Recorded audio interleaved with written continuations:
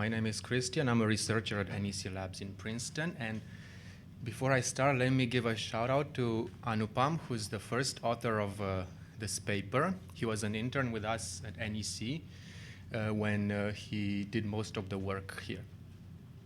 So this is about how to efficiently process big data sets in cloud platforms. And what's the motivation here? Well, I'm sure most of you have seen a graph like this one. And in this case, it represents the relative growth of the volume of data generated by internet applications between 2006 and 2020. And the trend is clear. The amount of data increases a lot. And indeed, there are many more specific examples. For example, on the left side of the slide, on top, there's a plot showing the amount of tweets per day generated on Twitter between 2007 and 2012. On the bottom, there's the amount of data on the mobile internet between 1997 and 2020. And the trend is similar as the red bars. It keeps increasing and increasing. And ironically, you'll see on the right side, on the right side of the slide, there is big data about big data itself. So that plot shows the weekly volume of Google searches for the term big data between 2004 and 2012. So having this much information in this world, we need efficient ways to actually manage it and extract values for the customers. We don't want to have something like this, where we use traditional algorithms that are not fit for processing large amounts of information. And one of the more popular paradigms for processing big data relies on the partition aggregation model, best exemplified by Hadoop's MapReduce framework. And briefly, how this works: assuming we have a cloud infrastructure composed of many servers that each have a limited computational power. And these servers are connected to each other through a network. And assume we have a large piece of data represented by the red blocks there that cannot be processed by one individual server. So what the framework does is it splits the data into many pieces. It sends each piece through the network to servers in the cloud. Each of these servers processes its own individual piece and then sends back the results through the network to an aggregation node that merges the intermediate results into one final result. And so this is well established, and there have been many efforts to improve the processing of MapReduce, to try to speed up the job processing. And these efforts are generally fitting into two directions. First direction involves trying to schedule computation. So the works mainly focus on how to better or more efficiently schedule the computation of the intermediate results on the servers. And for example, some of the works try to preserve data locality to put related pieces of data on the same machines, or try to look at what tasks are slow so that they remove those tasks so that the whole job does not slow down itself. Another direction that we're taking as well requires scheduling communication between the servers rather than or in addition to computation. So what this means is that the focus is on the paths between the servers in the cluster. And this is motivated by recent studies. For example, a study on Facebook Hadoop traces shows that around 33% of the average running time of Hadoop job is spent transferring data in the cluster network. So the approaches here require either better allocations for the bandwidth on the paths between servers, or changing those paths altogether. And actually, this last approach is the one we're taking. And what we propose here is a system called FlowComb, which is essentially a network management framework whose goal is to improve the running time of Hadoop jobs by efficiently detecting data transfers, oftentimes even before they happen. And let me give you a brief overview of the design of FlowComb, and I'll make the analogy with a railroad switch. So what we need to do first, we need to understand what kind of data flows through the network. So we want to see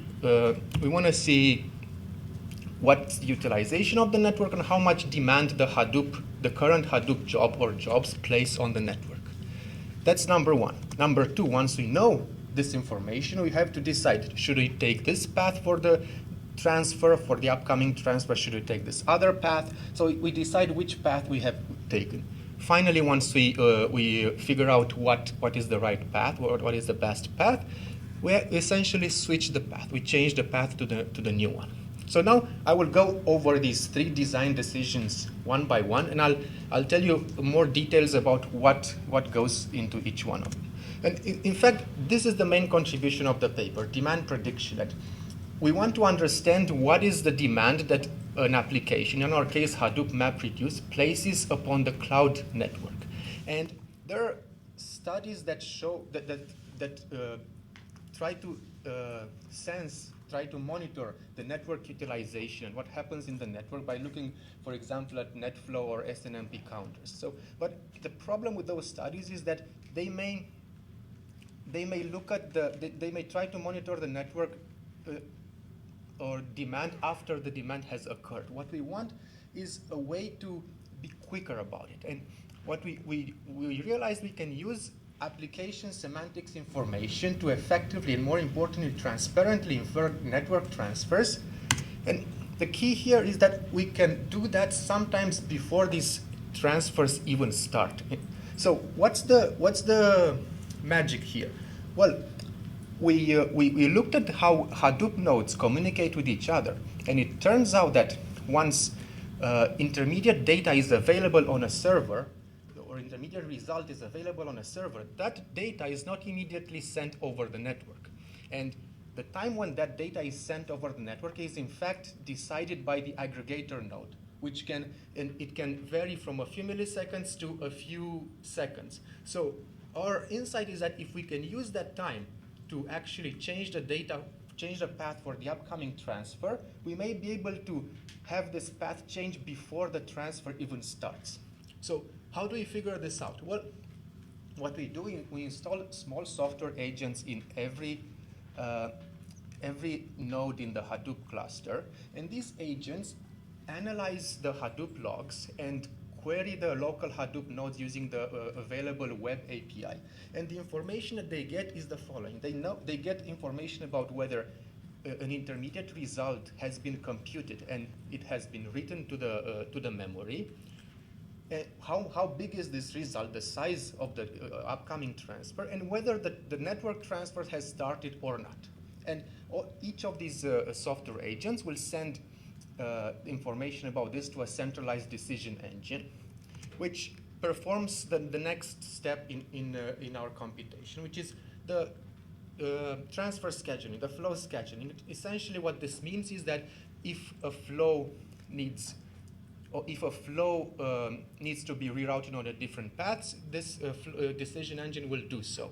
And there's nothing terribly new here. What we do is we centralize all the data from each software agent about what are the upcoming transfer and the current transfers.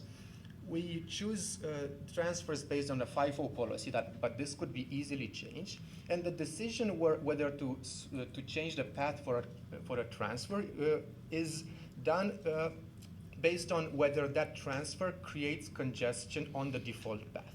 If it does, then we switch the path to another path, if, of course, one is available with more available bandwidth. Finally, how do we enforce this path? In our case, we assume that the network is programmable and that we have access to the switch forwarding tables using the OpenFlow protocol, and we simply translate the path change policy into OpenFlow forwarding rules, and we install them into the network. So let me just briefly recap what we do here. We have a Hadoop cluster in which where we install software agents on each Hadoop server. These software agents monitor the Hadoop logs and query the local Hadoop nodes to find out information about current and upcoming data transfers in Hadoop. They send this information to a centralized decision engine, this decision engine computes whether it's necessary to switch paths, or if not, it just does nothing, transfers this information to the OpenFlow controller, which translates into OpenFlow rules and installs them into the network. So we did some preliminary experiments. We set up a test bed in our lab, and the test bed had about 8 OpenFlow switches and around 15 Hadoop nodes. And what we first wanted to see is whether the network really matters or not. That is this important? And so we first had a simple tree topology where we successively limited the bandwidth on each link of the network from 100, 50, 25, and 10 megabits per second. And for each value of the bandwidth, we ran 10 experiments where we sorted 10 gigabytes of randomly generated data with the MapReduce, and we computed the average, the processing time, and we averaged it over all experiments. And the result is that when the network is when you have a 10 megabits per second network, we are almost 4 times slower than when we have 100 megabits per second network. We made sure that all the parameters in the processing, except for the link capacity of the network, are the same between experiments. So now, what we went on and tried to understand how good are we at predicting transfer. So ideally, we want to predict a data transfer in Hadoop before that transfer actually starts, so that we can have time to modify the path if necessary. So it turns out that in our experiments, we're able, in 28% of the cases, again, we sorted, all experiments are with when we sort 10 gigabits of randomly generated data with a Hadoop default sort method. So in this case, in 28% of the cases, we can detect a Hadoop transfer before it actually even starts. And in fact, in twice as many cases, we detected before the transfer even ends.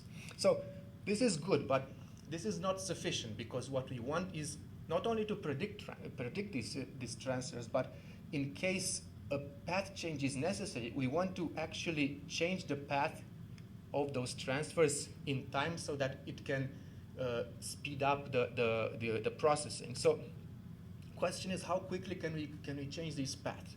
And to do so, we have this. I'm going to show you this plot where on the x-axis it's the normalized time of path change, and the 2 vertical lines represent when a transfer starts and when a transfer ends, and each of the blue dots is associated with one transfer. On the y-axis represents the fraction of transfers, and so essentially, all the dots that are to the left of the first vertical line represent transfers where the path could be changed before the transfer started. All the dots that are to the right of the rightmost vertical line represent transfers for which we could not change the path even before the transfer actually ended.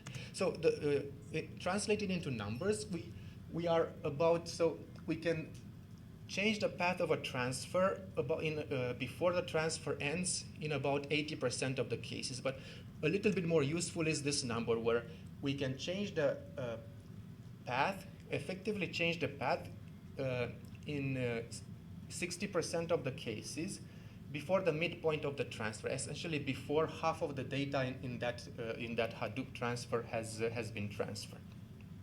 So now the most important question, can we actually reduce processing time here? And what we did, we compared the Hadoop sort with our Flowcom middleware and without our Flowcom middleware. And it turns out that 36% faster than when we don't use Flowcom. But maybe a little bit more useful result is that we compared Flowcom with running Hadoop with ECMP, essentially choosing paths based by hashing the flow packet headers. And Flowcom, it can sort 10 gigabytes of data in about 28% faster time. So this was just this just preliminary experiment. We still have a lot of work to do, but I think the fundamental and essential idea here that we're trying to build a network management platform that is not only quick and accurate, but is also transparent to the application. So in our case, we can run Hadoop, and we don't need to modify Hadoop. Our Flowcom middleware just uses information about Hadoop semantics to infer upcoming data transfers. But Hadoop can run seamlessly on top of Flowcom. So this was it. I'm happy to take any questions.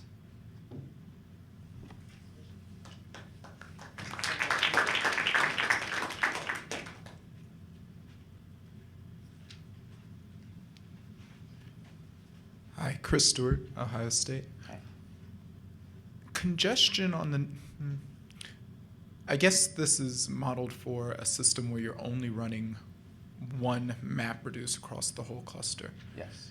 Any thoughts about what happens when you add congestion from other types of applications that would, So I think make you have to be more adaptive? About it, but we have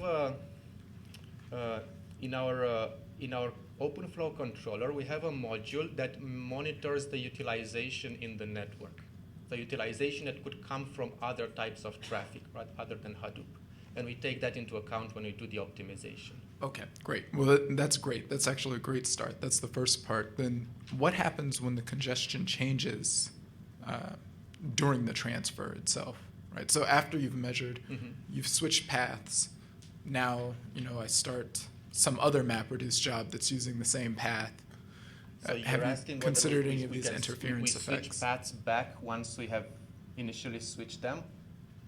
So we switch a path to an alternate path. That new path gets congested. Right now we don't. So we don't have. But yeah, we're looking at that. So far we haven't done it. Yes.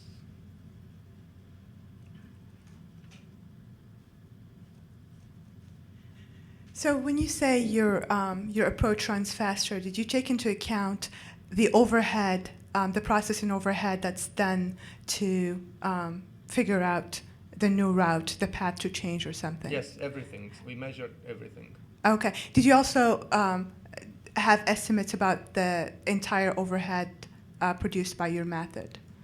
In terms of computation, memory, and the extra traffic it generates? So we looked at the CPU overhead that the software agents incur on the Hadoop servers, and it's very low. It's always under 5%, and that includes all the polling, all the processing, and we didn't really look at the overhead of Flowcom because that's on a separate computer, so we can make that as powerful as possible. That doesn't affect anything, any other processing in the network. And what is the size of these transfers, right? So some people would say that you now see more and more small jobs, small Hadoop jobs running in your clusters, right? Where these transfers you wouldn't have the time to batch a lot of intermediate results. So we had the number in the paper. I think on the average, the transfers were on the order of tens of megabytes on the average, but some of them were much larger, some of them were smaller, and it's more. I mean, those small transfer, it's smaller window to take any action, so we don't have any chance of modifying them. But I think on the order of tens of megabytes on the average.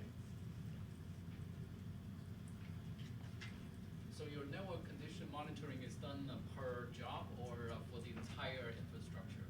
So we have an oblivious network monitoring, which doesn't take into account any application. It just looks at the amount of bytes sent on network links. So that monitors all all the transfers regardless of what application generates them.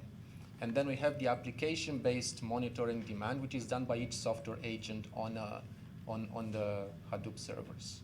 So some are per system and some are per job. Right. We want to do the per system one because there may be other traffic that is not generated by Hadoop. Right, because if you do this per job, then you might run into a scalability problem in the future if you have multiple jobs Yeah, executed at the same time, right. and everyone tries to make the same measurement and make the same. You're right. You're right. So right now we have only one job. So, but that's a good concern.